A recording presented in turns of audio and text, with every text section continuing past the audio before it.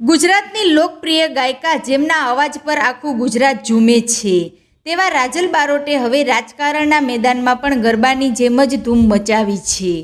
જી હા, આજે સ્થાનિક સ્વરાજ્યની ચૂંટણીના પરિણામોમાં રાજલ બારોટે ભવ્ય વિજય મેળવ્યો છે। શું છે આખી વિગત? કોણ છે તેમના પતિ અને પરિવાર? અને હવે તેમને સરકાર તરફથી શું સુવિધાઓ મળશે? જાણીશું આજના આ સ્પેશિયલ વિડીયોમાં। વિજયની કહાની, કેવી રીતે થઈ જીત?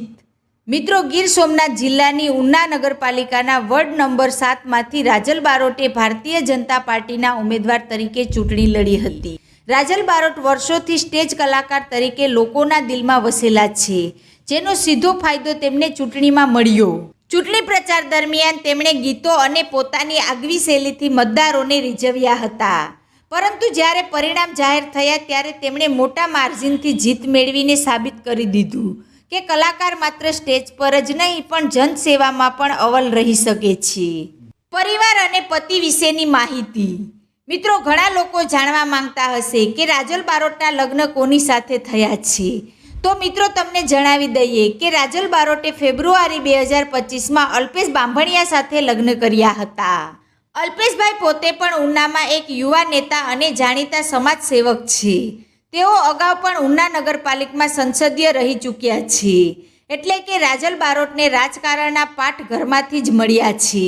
રાજલ બારોટ સુપ્રસિદ્ધ લોકગાયક સ્વ મણિરાજ બારોટના સુપુત્રી છે। પિતાના અવસાન બાદ તેમણે ખૂબ જ સંઘર્ષ કરીને નાની ઉંમરે પરિવારની જવાબદારી સંભાળી હતી અને આજે તેઓ સફળ કલાકારની સાથે સફળ નેતા પણ બન્યા છે।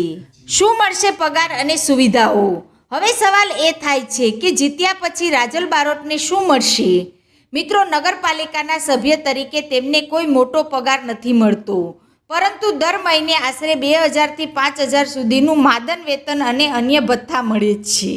બેઠક ભથ્થું, જ્યારે પણ નગરપાલિકાની મીટિંગ હોય ત્યારે હાજર રહેવા બદલ 500થી 1000નું સિટિંગ એલાઉન્સ મળે છે।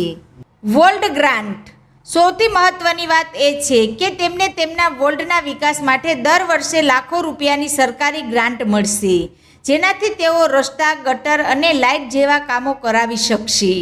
રાજલ બારોટની આ જીતથી તેમના ચાહકોમાં ખુશીનો માહોલ છે। શું તમને લાગે છે કે કલાકારોનું રાજકારણમાં આવવું જનતા માટે ફાયદાકારક છે? કોમેન્ટમાં ચોક્કસ જણાવજો। જો વિડીયો ગમ્યો હોય તો લાઈક કરો, શેર કરો અને અમારી ચેનલને સબસ્ક્રાઈબ કરવાનું ભૂલતા નહીં। ધન્યવાદ।